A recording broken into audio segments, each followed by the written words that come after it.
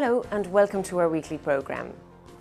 Next week, parliamentary committees will focus on several important reports prepared by EPP-ED group members. The Committee on Culture and Education will debate and vote on a report on the Commission's white paper on future EU policy in sport. Greek MEP Manolis Mavromatis, Parliament's rapporteur, will invite the Commission to come up with new EU proposals in compliance with the new institutional structure of the Union. He considers sport to be an important social phenomenon which should be accessible to all without discrimination.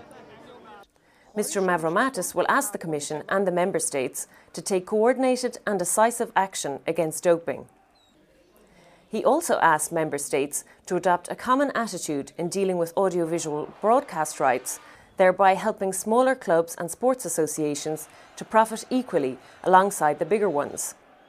These paid rights constitute the main income to sports. It's estimated there are about 15,000 lobbyists and 2,500 lobby organisations in Brussels. They represent the varied interests of non-governmental organisations, businesses, trade associations and labour unions, and play an essential role in the open and pluralistic dialogue of the EU legislative process. To ensure a transparent relationship between lobbying and the Parliament, the Constitutional Affairs Committee will adopt the report of MEP Alexander Stubb on lobbying within the European Union. With the report, Mr Stubb and the EPP-ED group aim to improve transparency by demanding clearer definitions, increased financial disclosure and exploring the possibility of establishing a common lobbyist register with the Commission and the Council.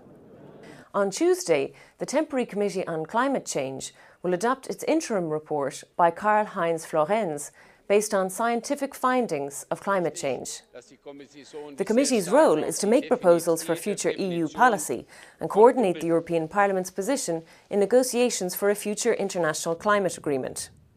The rapporteur felt that an integrated policy could not be confined to just the environmental impacts of global warming and the subsequent effects on energy, industry or transport policies, but that a cross-sectoral approach is required, focusing on other policy areas such as agriculture, fisheries, development cooperation, regional and cohesion policy, international trade and international security.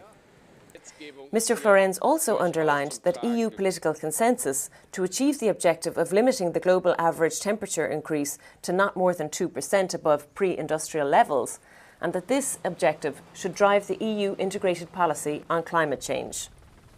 For a complete summary of next week's agenda, log on to our website www.epp-ed.eu. This programme was brought to you by the press service of the EPP-ED Group, the largest political group in the European Parliament. See you again next week.